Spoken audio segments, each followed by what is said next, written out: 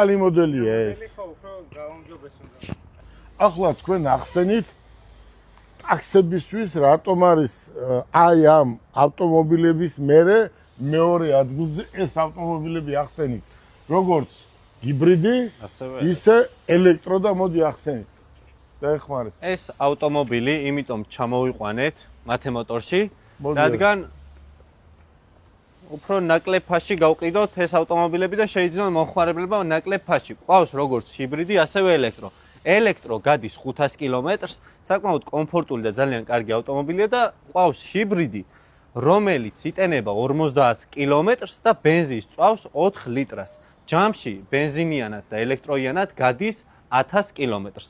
არის კომფორტული 360 კამერები ეს ელექტროა ხო? დიახ ეს არის ავტომობილი ელექტრო რომელიც გადის 500 კილომეტრს 360 კამერები სენსორები დისტრონიკი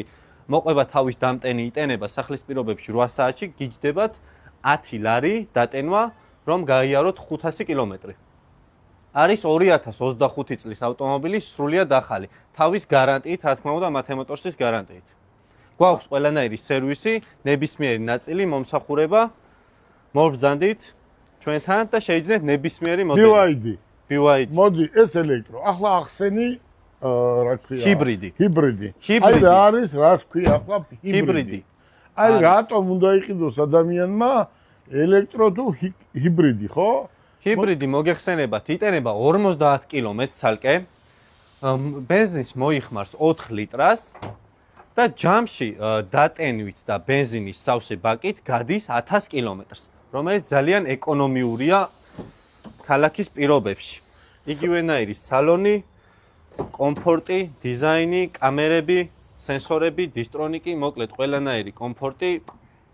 თქვენ ხელშია აი საბარგული აქვს საკმაოდ დიდი ხონჩს არ ჩამოვარდება ეს საბარგულის ზომა როგორც ვიცით ხონჩს ძალიან დიდი საბარგული აქვს მაგრამ BYD-ც არანაკლებია თავის დამტენი მოყვება 8 საათში ნებისმიერად ჩვეულებრივად დაიტენება ავტომობილი და ეს სპეციალურად ჩვენ თეთრი ფერები მოვიყვანეთ იმიტომ რომ თეთრი ფერები აქ არის უპირატესობა ტაქსისთვის დიახ და ძალიან მალე ხვალ ზეგ შემოვიდა თუ შემოდის თუ შემოვიდა კანონი რომ მხოლოდ და მხოლოდ ჰიბრიდისა და ელექტრომობილები იქნება აეროპორტში მოემსახურება ადამიანები რომლებიც ჩამოვა ხო დიახ და ასევე ბასლაინზეც მხოლოდ ელექტრომობილები ივლიან როგორც ირკვევა კანონში ახალი კანონი შემოდის ბასლაინზე მარტო ელექტრომობილები წავა აი ახლა შენ აუხსენი კიდევ მოსახლეობას იმიტომ რომ ეს საქართველოში ათასობით ადამიანს აინტერესებს დიახ ეს არის